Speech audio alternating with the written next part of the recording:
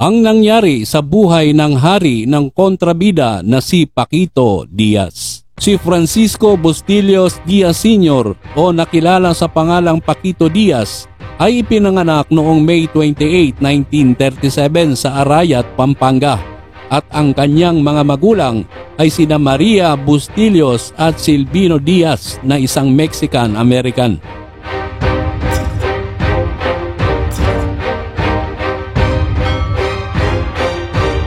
Si Paquito ay ama ng isa ring magaling at matipuno na action star na si Joco Diaz na talaga namang namana nito sa kanyang ama ang talento pagdating sa pag-arte sa telebisyon. Naging tanyag ang pangalan ni Paquito Diaz sa larangan ng showbiz dahil siya ang madalas maging kontrabida sa mga pelikula ng malapit niyang kaibigan na si Fernando Poe Jr. Tila nga naman bentang-benta sa mga manunood ang astigin at kwela na datingan ni Paquito sa kanyang mga lumabas na pelikula. Bukod pa sa kanyang galing pagdating sa pagiging kontrabida, ay hinangaan din siya sa kanyang natural na talento sa pagpapatawa kung kaya naman naging tuloy-tuloy ang kanyang karera sa pag-aartista. Ngunit ang hindi alam ng karamihan ay bago pasukin ni Paquito ang mundo ng showbiz ay naging basketball player muna siya ng FEU Tamaraw noong dekada 50 kung saan nagwagi sila ng 3 magkasunod na kampyonato.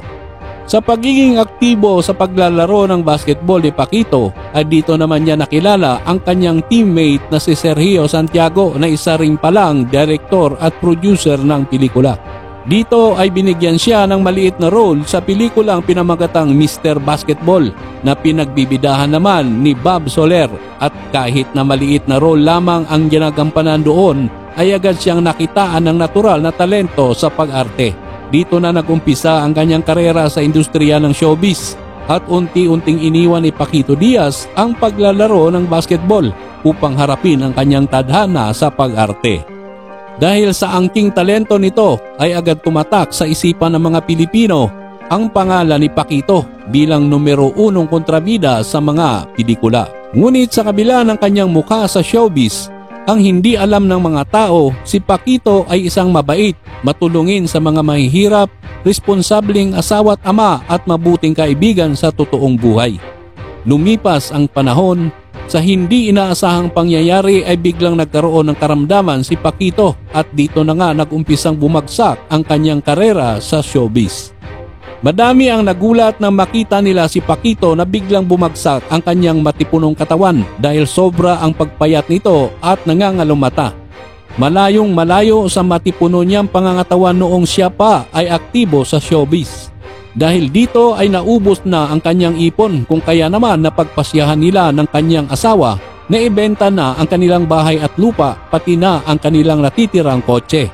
Sa kabila ng pakikipaglaban sa kanyang karamdaman ay hindi na rin kinaya ng kanyang katawan at unti-unti na nga itong nanghina.